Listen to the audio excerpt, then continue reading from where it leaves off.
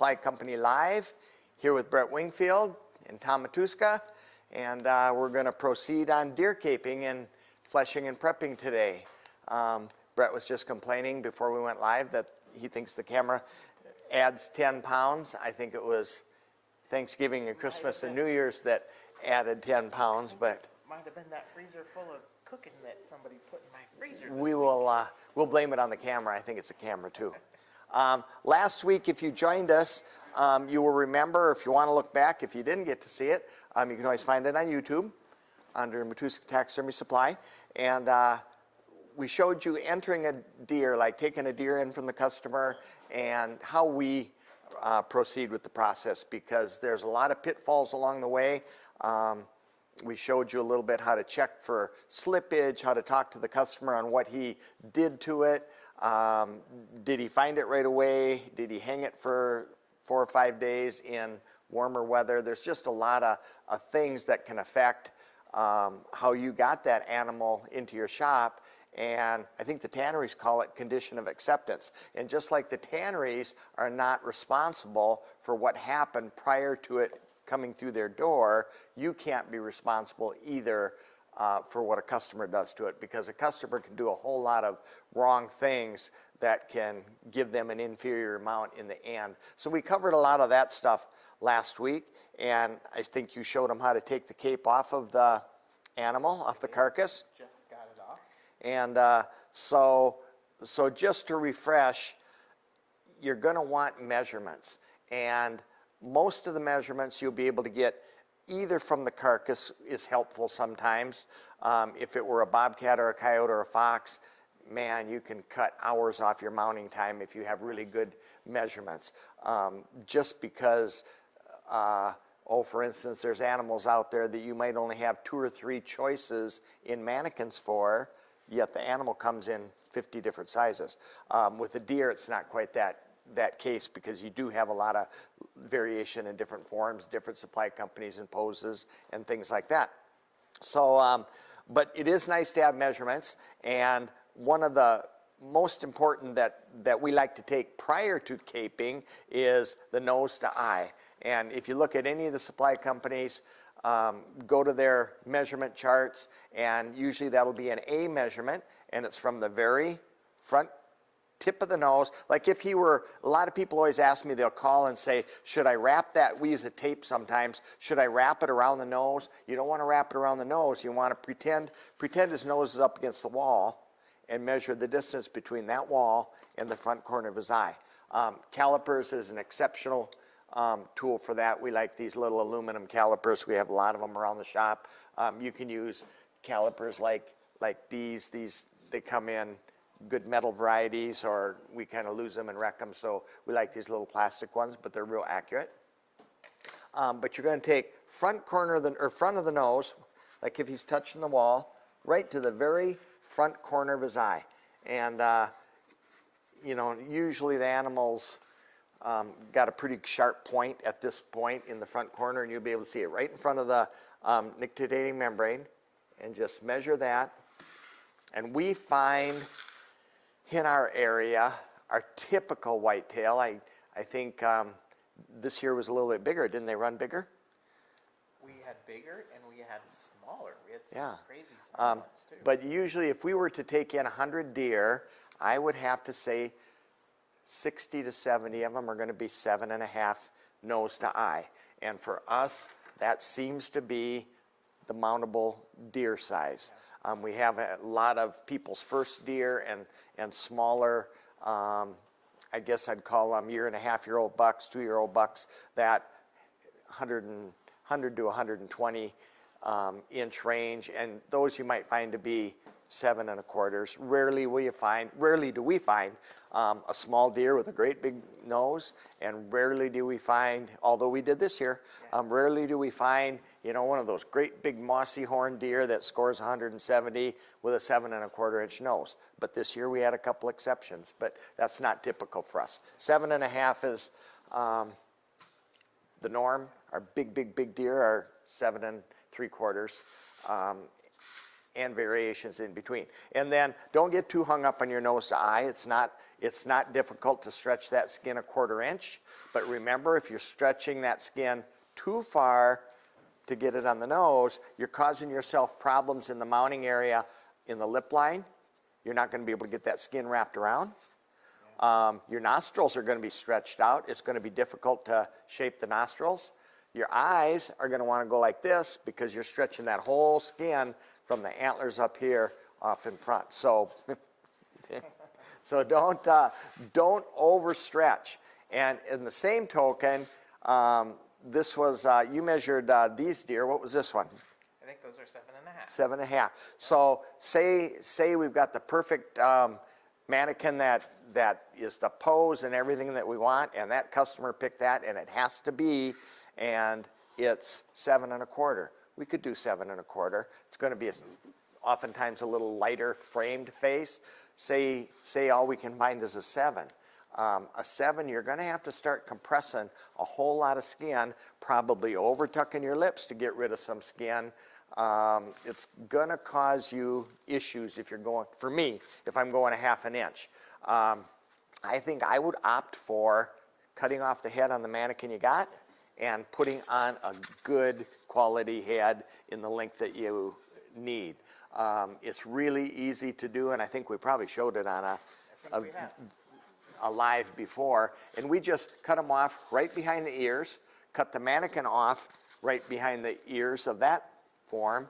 We position this where we think we want it. This is just a change out head. I don't know, $19 worth, rather than buying a whole nother mannequin at what's a mannequin now, 70? $70 and throwing away the rest of the shoulders and stuff. We've got a great selection of whitetail change-out heads. So once you get it positioned where you want it, we use a lot of long either torque head screws or landscape screws, and we'd screw this onto the neck of the other form that you want, adjust him for level. We'll use 3 or 4 or 5 screws. Screw holes are easy to cover up. Once we think we have them where we want them, sometimes you can wrap duct tape around here, and we're going to foam in between. Pour a little foam down in between, and the duct tape will contain it from escaping. Just make sure that it's secured with the screws enough that when you pour the foam in, that the head doesn't start rotating out and all kinds of different contortions. We've used our fin carding material, works real well. That clear fin carding material, we can put it on with staples, or we put it on with T-pins just to contain the foam so you don't pour it in and it runs out. But we use change-out heads oftentimes, so you don't get too excited if the pose that you really need and you absolutely love that form, and why don't they make it in a 7.5 inch nose to eye? Fear not, we can help you out, because we've got 7s, we've got 7.25s, we've got 7.5s in several different manufacturers. We have 7.75. I think we even have an 8. You know, so if you have a need to adjust, we can fix you up with a change-out head. But that's the route I would go, rather than trying to make your face shorter, your skin shorter, or your skin longer. I'd opt for this. Yep. Yeah. Okay, and then when it's really nice to record this kind of stuff. This is a Gary Zahner measurement sheet. And did you say this week they can get this off our website? We have had it on there before, right? Yes, it is on our social media, and if we can add it to the website, or they can message us and we can send it to them directly.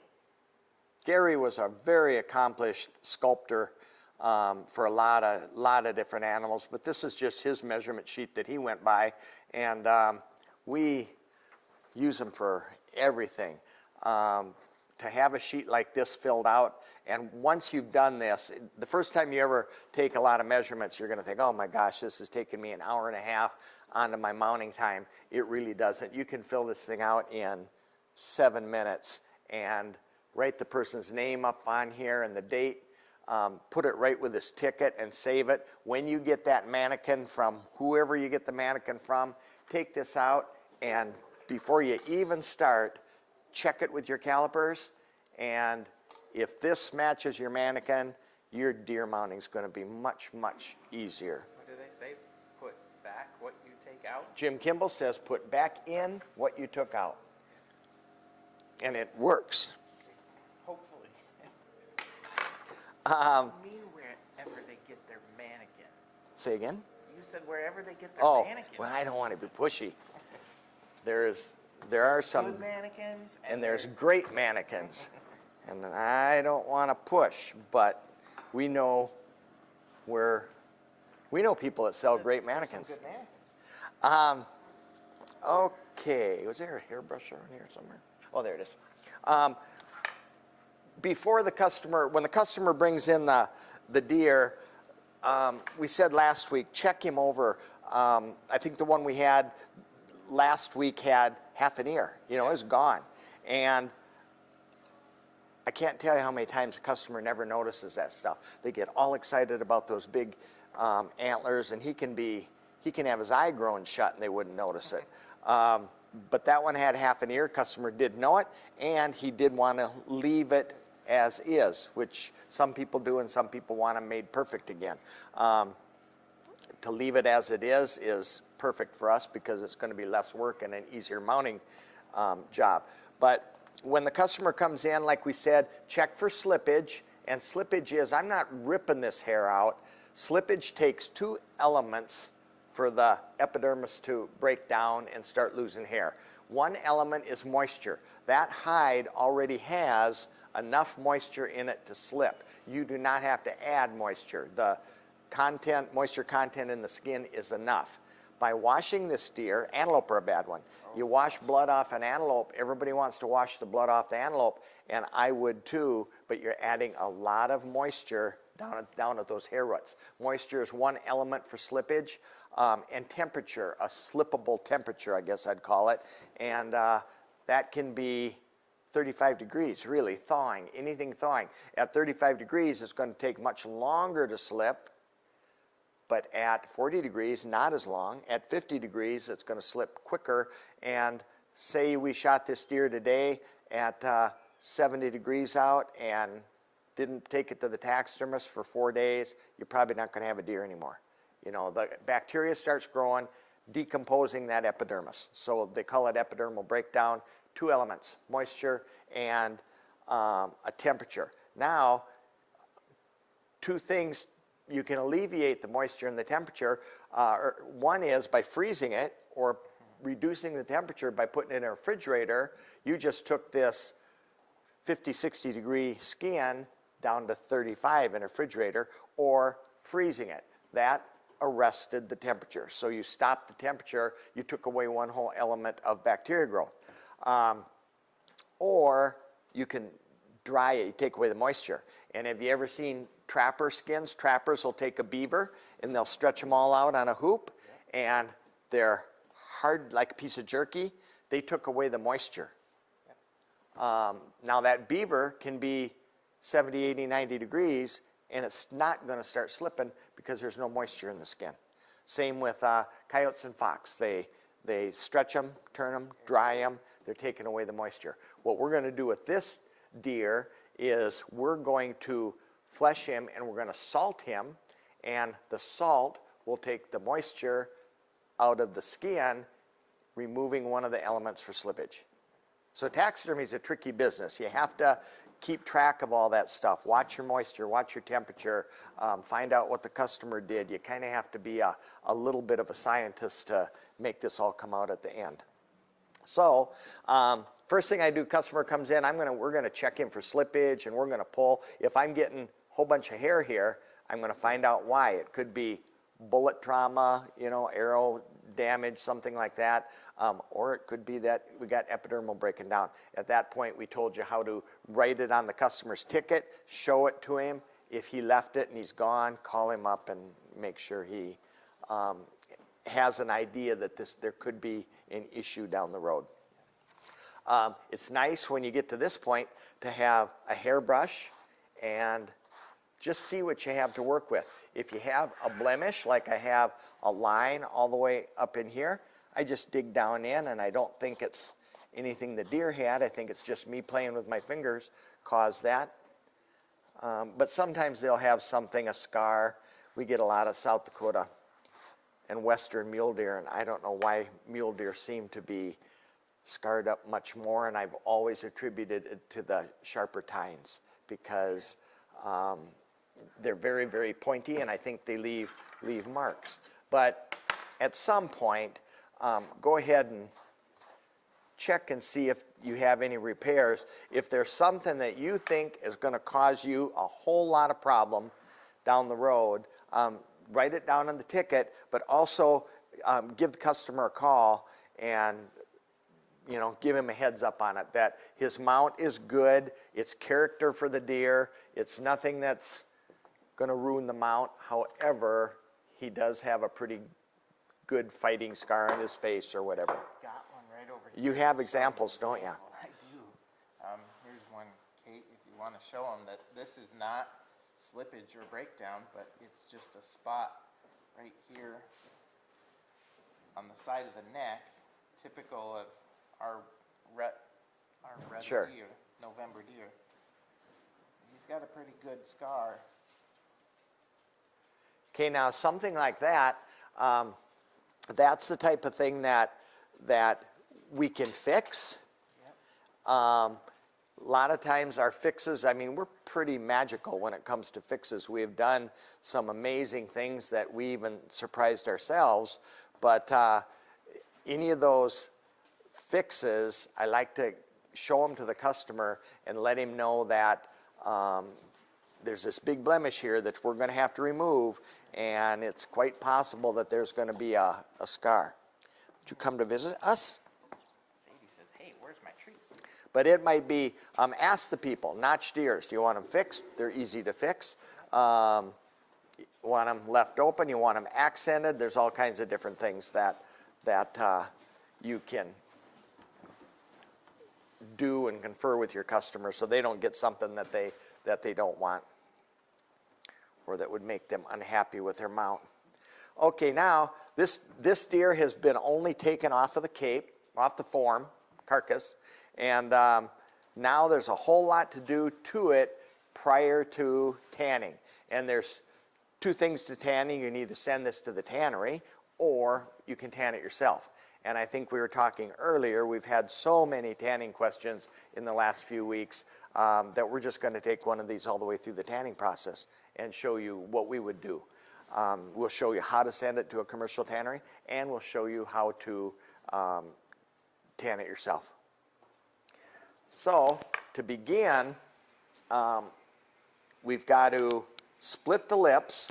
Now, the reason you're going to split the lips is this skin on the lip is extremely, extremely thick. I'd say half to almost 3/4 of an inch thick here. We can salt this whole cape, and we can salt them lips. And any taxidermist that ever learned on their own and started out the hard way will know that when they got it back from the tannery, they had these slip spots along here, and they think, oh, darn I was taught to blame the tannery for everything. Tannery wrecked my lips. Look at, I have all this bare skin. What it was this skin is too thick. I did not split it. Salt penetrated it, but it did not penetrate it fast enough before bacteria started growing. Bacteria grew in here, and I had a slip spot along there.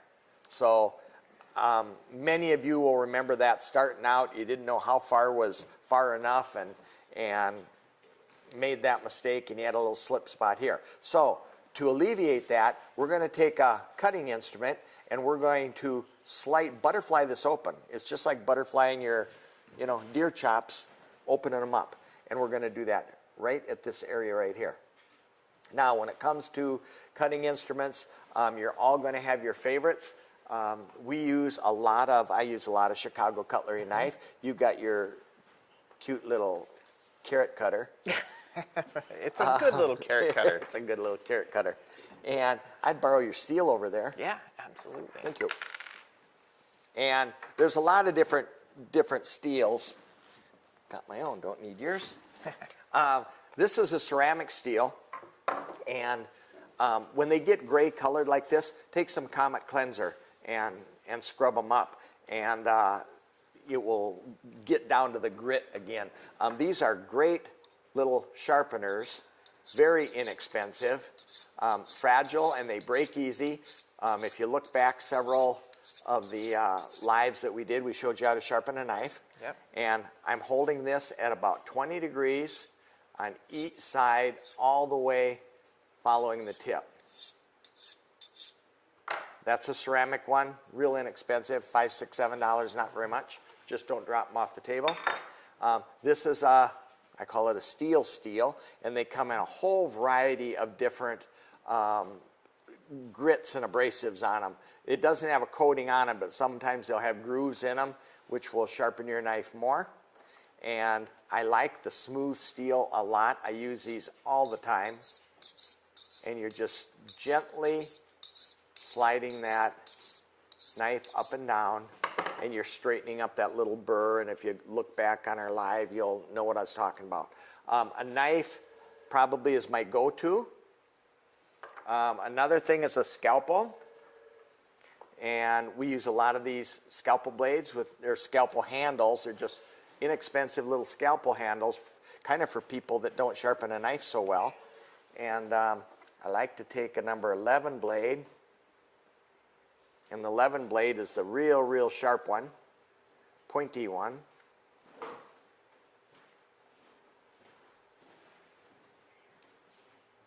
And be careful, because these are a little bit like putting broadheads on. I get them started. There's a little channel. I get them started. Then I just poke it down on the table till it snaps in. And these are good for, I don't know, you can use them 2, 3, 4 hours maybe. You can sharpen them on a steel once or twice. It'll be hard to get them back to what they were. These are what your doctor cuts your gizzard out with. They're very sharp. My choice, like I said, is that number 11, but a number 11 is so sharp and so pointy, you can do a lot of damage with a number 11.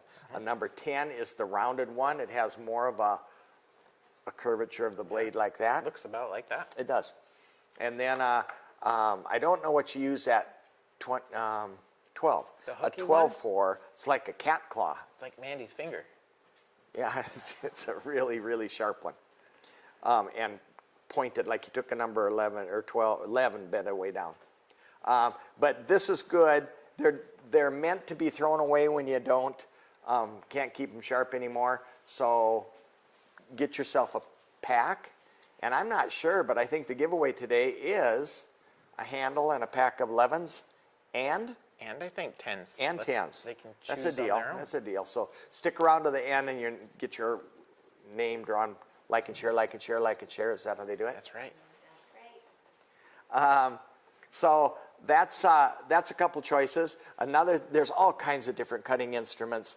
The Havlon knives with it's a regular big knife like this with disposable blades. They're like big scalpel blades. There's a variety of them. If you look at our catalog or our website, there's a whole selection of Havlon knives. We have the Weeby knives with disposable blades, and those are really good knives for people who I guess don't get a knife as sharp as you really need it. When you get your knife razor sharp, your taxidermy work is going to improve dramatically. And for those that may not, if you're just taking it with you in the field, if you don't want to carry a heavy steel with you, carry a couple of those interchangeable blades and into hunting camp. And When you take one of those disposable blade hunting knives like the Havlons, get the orange one, because you will That's always leave it at your kill site, and it's really hard to find. But that orange, when you look around like, what did I leave here? As you start packing out your deer, you'll always spot your orange knife. Yep. I've done it a couple times. Okay, so we'll start with the lips, and I won't do the whole thing, but I'll get you started. Inside of the lip, and you left all of this, your lip will probably look something like this. And these are your papillae, and this is the inner lip. Like if you stick your tongue up between your teeth and your gum where your little tobacco goes, that's what this is. and you want to butterfly that open. Now, we want tucking skin. Typically, most taxidermists tuck the lip skin. They'll make a slot in the lip line of their mannequin, and they use this apron of skin to tuck up in there, and it holds the lip shape, holds the lip line, and just looks nice. So we're going to do two things. One is we're going to butterfly this, which gives us that tucking skin, but it also is going to allow salt to go in there, and it's going to be half the thickness so that it will draw moisture out to alleviate slippage on the other side. I like to, you can put something on your fingers for grip, because this is oftentimes slippery and slimy in here, and like when we do fish or birds, I always have borax. I have a little tub of borax that I dip my fingers in.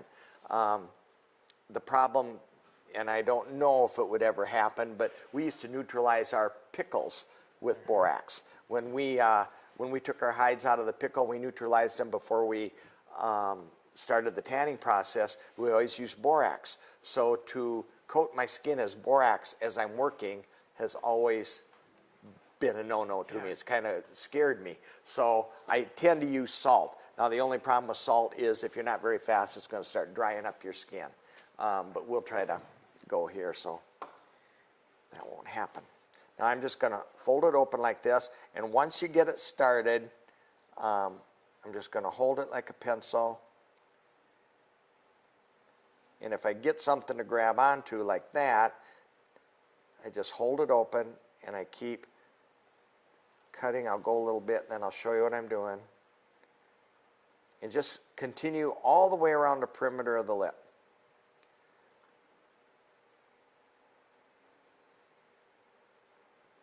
As you get to the bottom lip here, this gets very, very thin, so be careful. Now I'm holding my fingers on the outside, and I'm trying to feel where that blade is the whole time. And I'll caution you, don't do something like this as you're doing this. Use the very tip, like you're writing with a pencil, the very, very tip. And the reason for that is if you make a hole, it's going to be a small one. But if you're taking great big swipes, it's going to be a big one.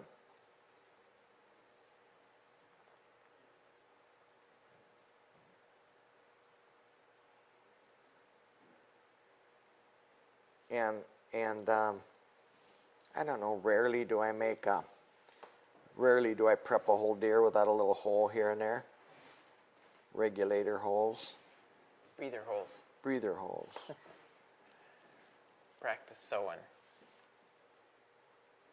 Now you can use your knife, you can use your scalpel. Scalpel, like I said, is sharper.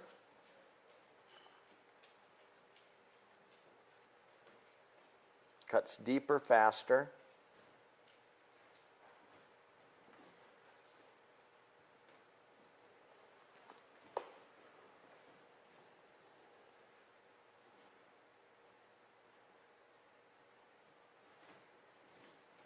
Now, as you go around, you're getting all the way behind the lip skin, no matter how much lip skin they leave. Yeah, right, correct.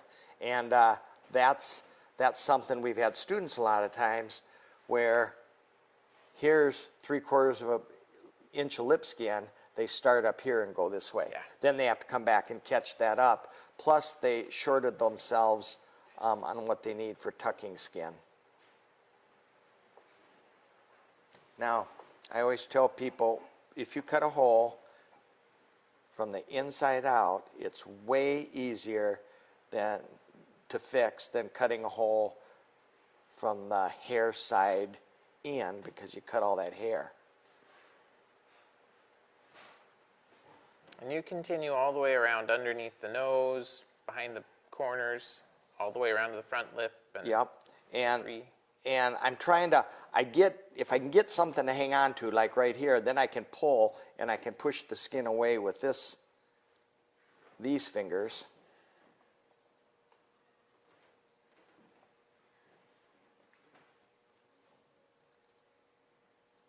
And like the other day you were pulling a lot, and at this point I don't do so much pulling. No. Like when you're taking it off the head. Off the head, I'll do a lot more pulling.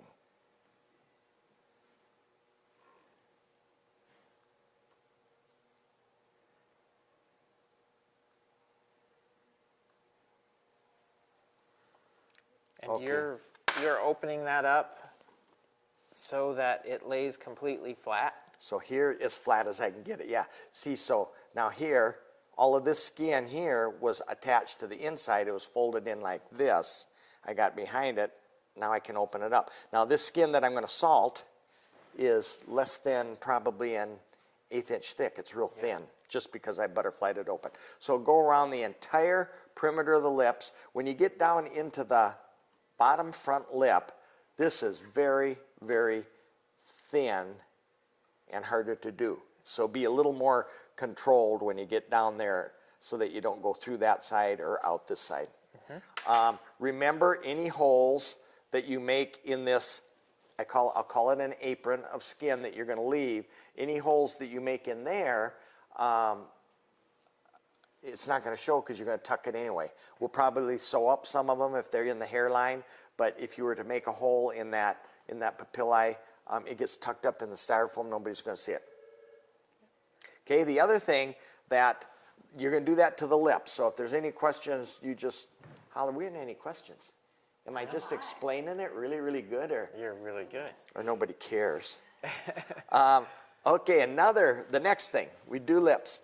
The next thing that I would do is I want to take the cartilage out of the nose, the center septum out of the nose, and you'll see that you've got two big, I guess it'd be the top of the nostrils, are adhered to the top of the muzzle. Once again, you beginners, you'll know that you sent hides to the tannery, you get them back, and you get a little slip spot about the size of a little fingernail, maybe bigger, right on each side of the nostril. That little slip spot is because salt could not penetrate that cartilage. You got this cartilage fastened right down to the top of the muzzle. Salt can't penetrate through cartilage. It's like a plastic bag. So we want to lift that cartilage up so salt can preserve all of that skin and take away one of the elements of slippage. To do this, I'm going to take my knife and I'm going to cut down on each side of the septum to the surface of the nose. Don't get too aggressive because you can go through the front of the face and you don't want to do that.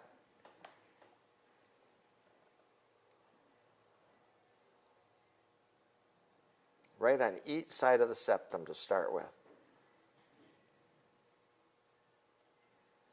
There's my septum sticking up, and I'm just going to separate it from, this is the rhinarium of the nose, the black of the nose, and I'm going to just cut on each side and remove that.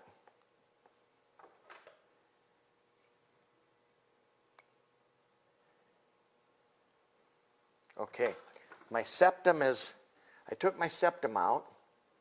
Now, that leaves you a big old flap of cartilage right here and a big old flap of cartilage right here. Remember, salt can't penetrate that. Slip spot here, whether you send it to the tannery, tan it yourself, whatever you do. So, with my knife, I'm just going to slide it sideways. Scalpel's fine. And I'm going to lift that up off of the muzzle. If you want to just pull on it, anytime you start doing finish work like this, you'll start seeing these little white connecting tissues that'll show you, guide you where to cut. All right, we do have a question from Justin Knowles, and he is wondering if you need to remove meat off the apron before tanning. We do, okay, we do. It's a little misleading. I'm going to make a little misleading question. You are going to remove it before tanning, but not before pickling, probably. Does that sound good? Yeah. In order to tan this hide, and here again it depends on on if you're sending it to a commercial tannery or tanning it yourself. The safest time to work on this hide is not now, it's when it's pickled. When this goes into the pickle, like we're going to do next week, you can work on this hide for, I have an aoudad that I probably shouldn't be very proud of, but I had him in a pickle for 7 years, and he was mine. I had him in the pickle for 7 years, and I could pull him out. He was safe. I could pull him out, work on him, put him back in. Pull him out, work on him, put him back in. Every couple months, I'd refreshen my pickle a little bit, but so he's very, very safe to work on at that time. And now that's a little different than if you send them to a commercial tannery. They're going to tan it, and you're going to take it out after. So for our purposes, we're going to do all of that detail work when they come out of the pickle for us. Text back if I didn't make that very plain. That was kind of... All right, now I've lifted up both wings, and I'm going to see where they're at. My finger's right up here, so I can get salt all around there, all around there. I can get salt to all of that area, and I'm going to be fine.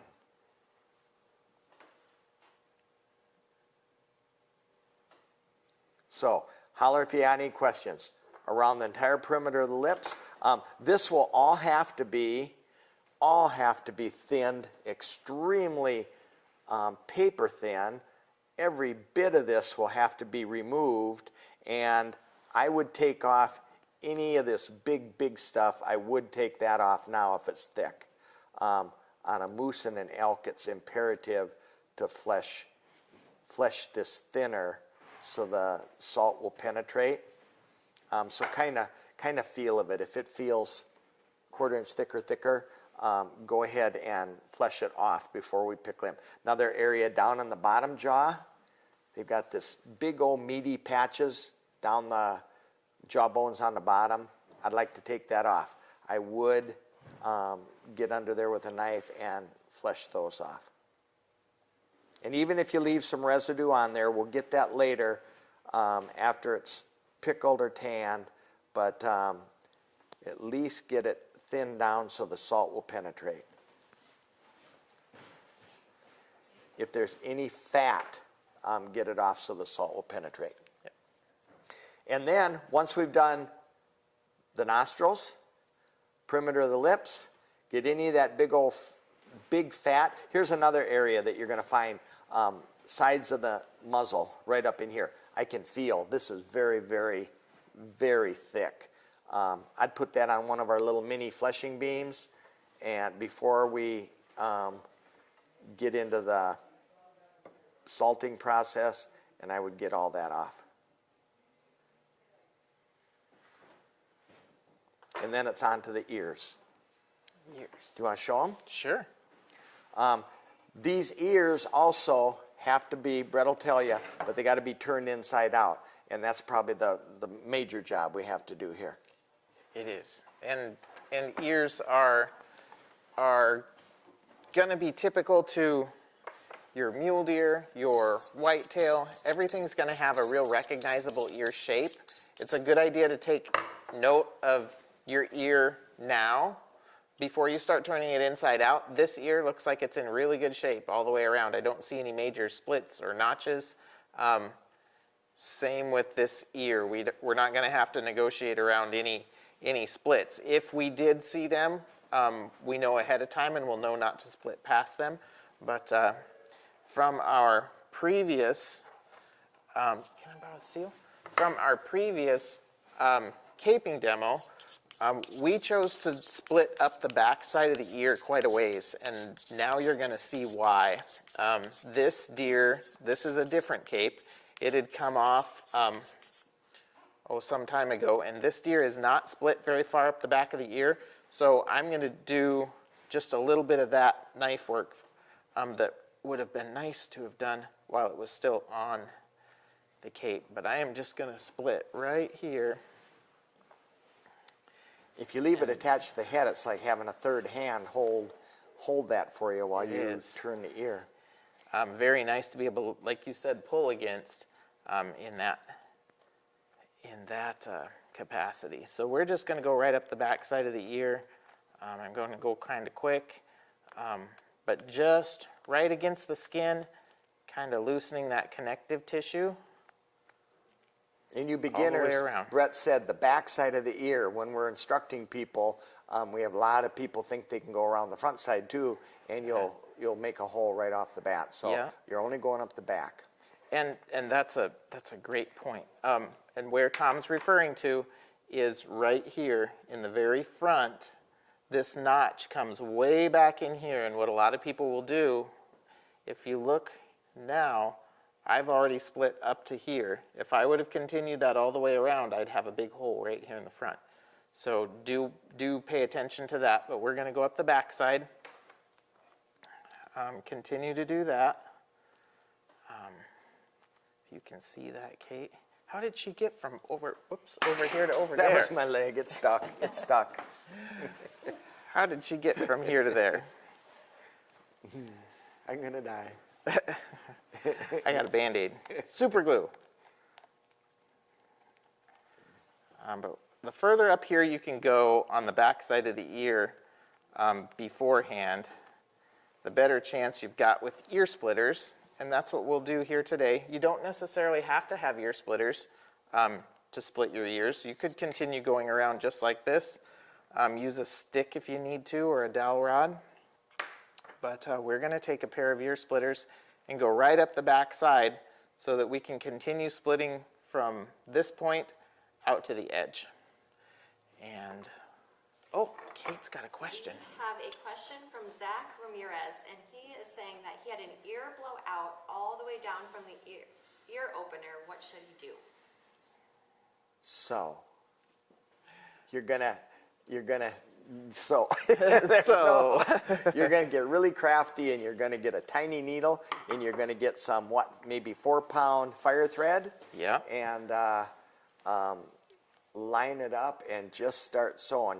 It's gonna make you nauseous when you do something like that, and it's just a matter of sitting down and fixing it. Put it all back together. Some people don't. Some people don't sew. I don't. I like to sew. I prefer to sew rather than glue. Yeah. Some people will rely on the glue, but boy, you get a bunch of glue in your hair and everything else. Yes, ma'am.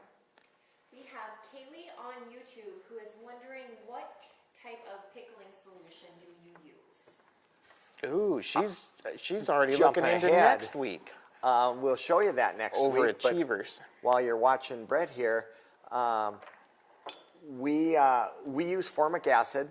My next choice would probably be citric acid. Yeah. Citric acid we can ship different places. Formic acid we have difficult shipping because of the hazardous nature. And I think our recipe is, we make things in a 20-gallon batch because we usually put in 6 or 7 capes. And our recipe, I think, is 20 gallons of water, 20 pounds of salt, 13 ounces of formic acid. You'd have to look it up for citric for sure.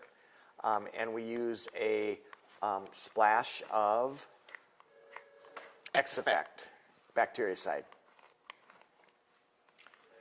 All right, we've got Wyatt DeClore who is wondering if you go slowly when you're splitting to prevent getting holes in the ear. Yeah, watch yourself through that because this can be difficult for people. Yeah, Wyatt, that's great advice.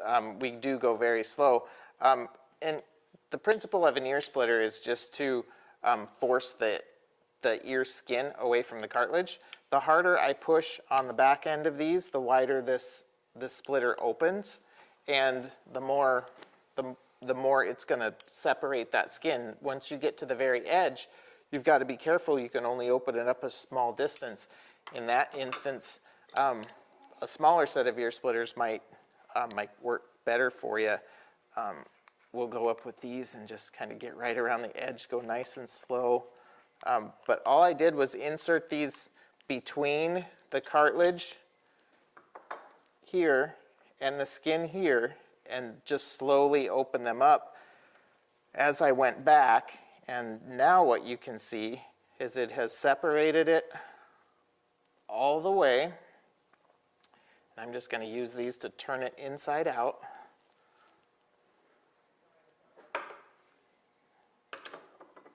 And I'm probably a 1/4 inch short of the edge, in which case if you want to, you can come back around. Sometimes if you send them to the tannery, you may not want to go quite to the very edge.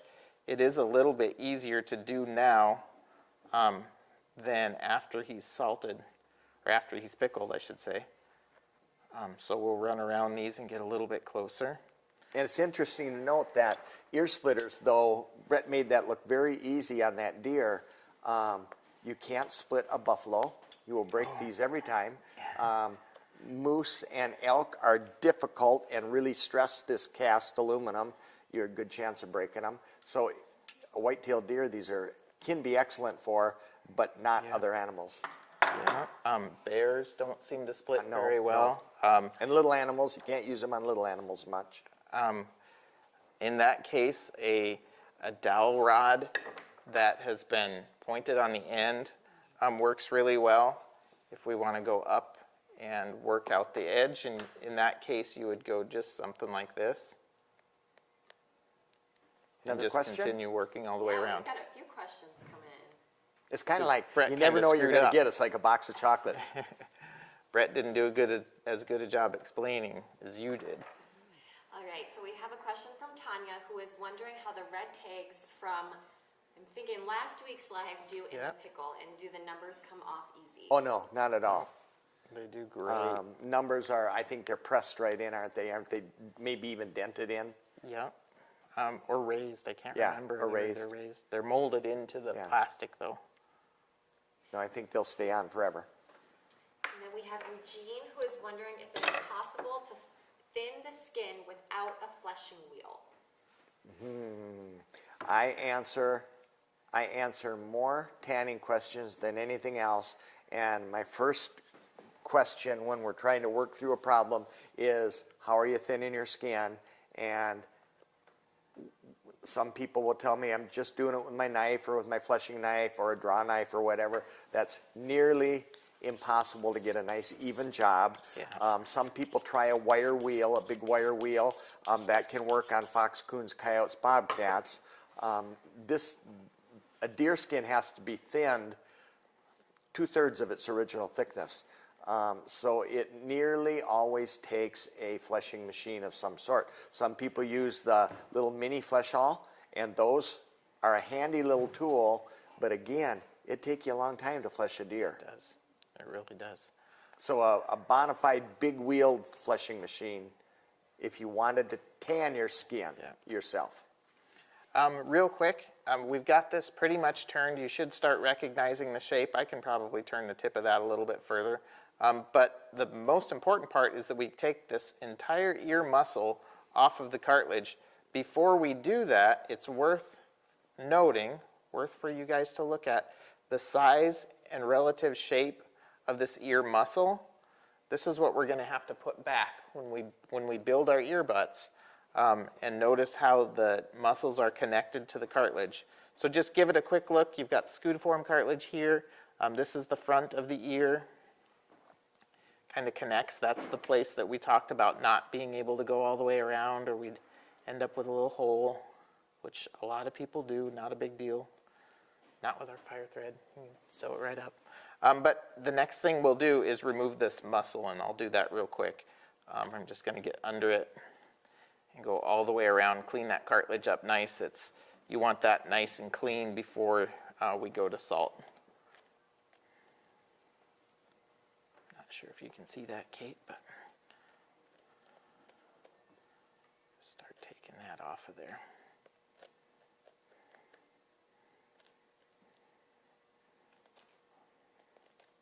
And this isn't a real exact science. You're just going to stay tight to the cartilage. Don't cut through the cartilage.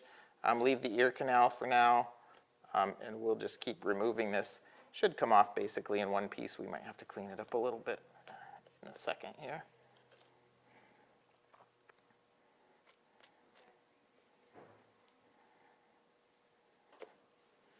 Like that. We'll remove that.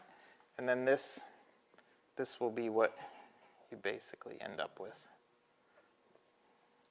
And then we can come back if we have any fat or significant meat that we need to get off. You can come back and catch that. A little bit of cartilage right there from the tip of the scudiform. We can cut that off. And you're going to want to get fast at this. If you've never done it before, you're going to want to practice and get faster and faster because there's nothing protecting these hides right now. Right. They're literally still subject to, temperature and moisture, and so you want to hurry and get them salted. Yeah. So the next step on the face is going to be the eye, and with some animals, there's not a whole bunch of work to do, depending upon how clean you did when you caped it. You might not have a lot of work to do here, or you might have a lot. This deer, there's a big apron of meat all the way around. So I am going to quick get under that. Stay. Come back here and free up that eyelid. And just like the lip skin, we're going to leave an apron of tucking material all the way around the eye orbit, or the eyelid, I should say. And we'll continue splitting all the way around like this.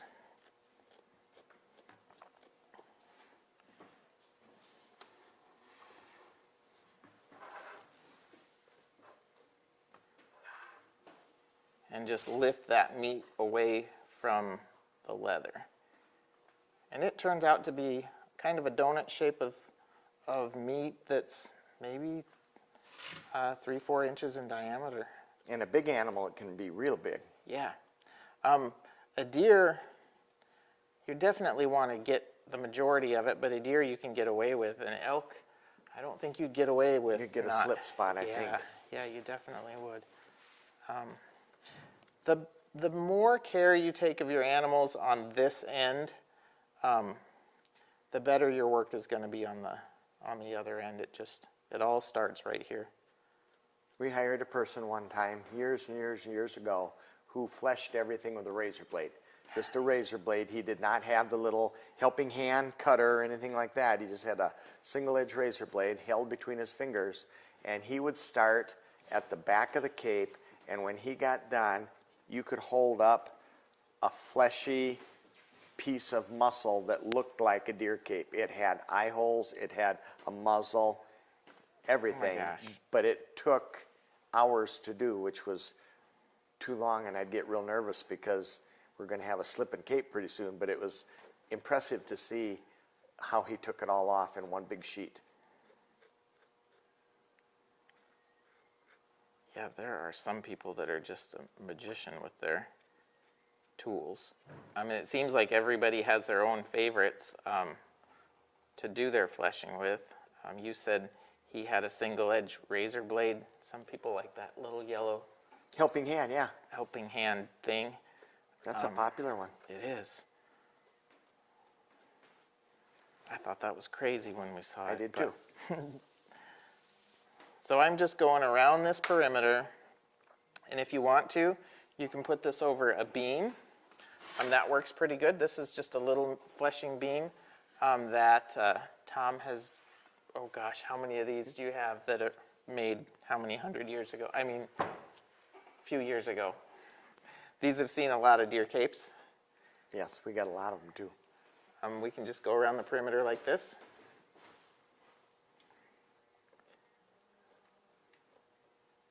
And I'm going all the way around that tear duct or lacrimal crease.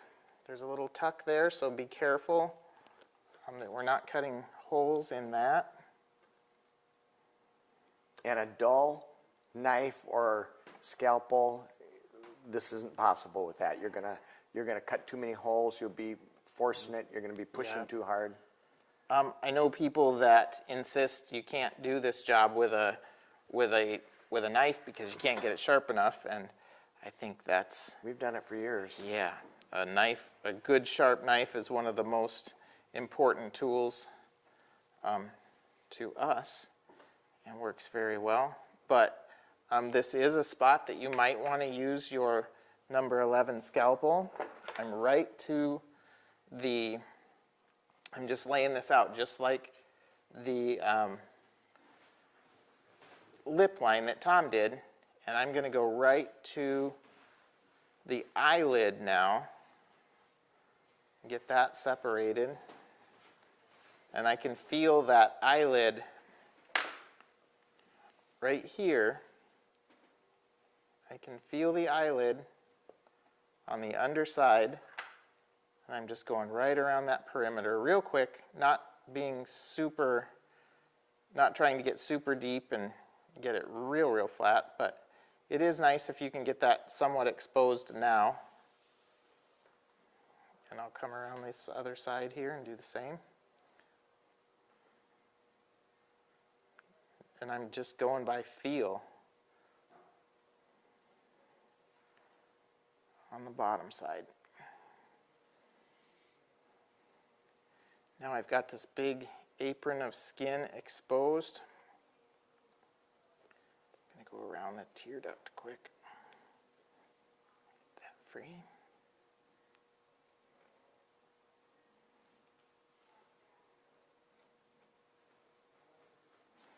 And then I'm just going to remove all of this excess meat here. This is excess. I don't have any of the eye skin. Before you cut anything off, be sure that there's no hair attached to it. And I'm just going to remove all of this.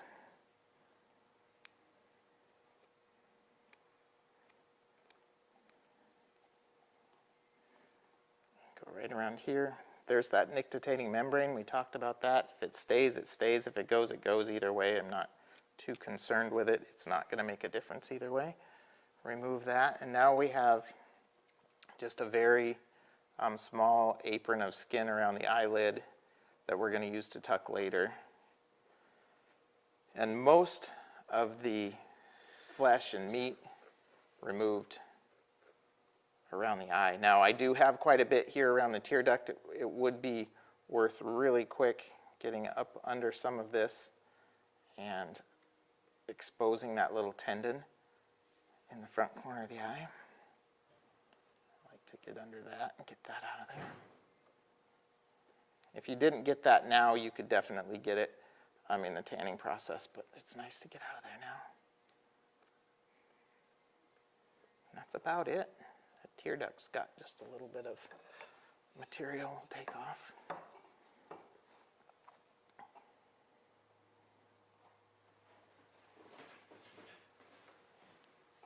And do we have a winner for our scalpel set? We do. The winner goes to Jeff Smalley. Oh, way to go, Jeff. And I think he gets a dozen number 11s, a dozen number 10s, Wow. and a scalpel handle. Wow. That's a deal. That is a good deal. So shall we show them over here kind of a little bit more of what we were headed to? We've got both eyes done. Nostrils are separated. Both ears are split. And next week, what are we going to do for them? Well, next week we're going to show them fleshing tools and techniques for fleshing the body of the deer prior to salting. We'll show you the fleshing machine. Some of you may have one, and now's a great time to use one if you have one. Yep. And we will show you the salting process and maybe making a pickle. I think we can do all that. We take all of these all of ours on the machine at this stage. A lot of people wait until they're in the pickle, but boy, it cleans them up makes really them fast. Very real nice. Fast. Yeah. Makes it Once real you pretty. see it work, you're Yeah. going to have one. Yeah, it'll make them nice and pretty. So that's kind of exciting to show you next week. We do have a few questions. Oh, you go. Oh. We'll answer all as fast as you can go. Okay, so let's see. Gotta figure out where we picked up. We had a few coming in. So we have a question from Jeremy, and he's wondering when salting, he's used non-iodized salt in the past, but he's wondering if it's possible to use pickling salt if there's no non-iodized salt available? We've had that question before, and I don't see why not. I don't see why not. I don't think pickling salt has anything to do with pickling for a tan. I think it has to do with canning pickling pickles. Yeah. I don't, I might be telling you wrong, but I think it'd be okay. I don't know that there's any iodine. Iodized salt, sometimes you'll see a blue tint to it. First But time I I don't think ever pickling salt mixed would do. up iodized salt, I had a Dal sheep cape, and I salted it, and I hung it up, and I went in hours later, how it drips juices, and I had purple stripes all throughout the hair, and I had a coronary. It rinsed right out. It was fine. Yeah. But I'm not sure what other detriment iodine would have. All right, then we've got Travis, who is wondering how many ears. Oh, I'm sorry, I skipped a question. Brian, what's the easiest way you found to split the ears around tears in the ears? Little Real tools, slow, yeah. depending upon the split, this deer, this other cape had a couple of splits in it, and we just went around those, and put a dowel rod, a small tool, and the tip of a number 11 scalpel, I like a number 11, allows you to get up into those splits and get them all the way split out without tearing through them. Some of them you will tear through if they are a fresh, unhealed wound. There will be a hole And we've there. You'll done have to Cape fix Buffalo later. that look like your fingers, where you have to go out and in and Yes. out and in, and you can spend a day on a Cape Buffalo ear trying to split them. Absolutely. All right, and then Travis is wondering how many ears do you have to turn with splitters before you can make it look so easy? It's been a few thousand. There's been a couple of ears under there, but they go pretty quick. It's surprising. And when ear splitters go well, it's not hard at all. And back to that, you just said when ear splitters go well. If the ear is dried, say the customer shot the deer and didn't bring it right in, and maybe it was really cold out and they dry out, you can't make ear splitters work. You got to do it manually with a knife and a stick. The fresher, the better for a deer. And then, like Tom said earlier, there are some species that they just don't work Right. for. So be careful that way. But most of your deer, they do pretty good. All right, and then James is wondering, do you go all the way to the oil glands on the eyelashes? I don't think you have to right Not now, right. That's, Tom mentioned earlier, we're kind of on the clock when it's like this because bacteria is still working on it, heat, moisture, both very present in this. That's little detail work that we don't have to do in this state. The salt's going to get all the way to the edge. This will dry nicely at the way it is, and we can do our detail work in the pickle process, so when the cape is more stable. All righty, well, I think that is it. That's it? Yeah. Hope we showed them something. I know. How not to do stuff. Thanks for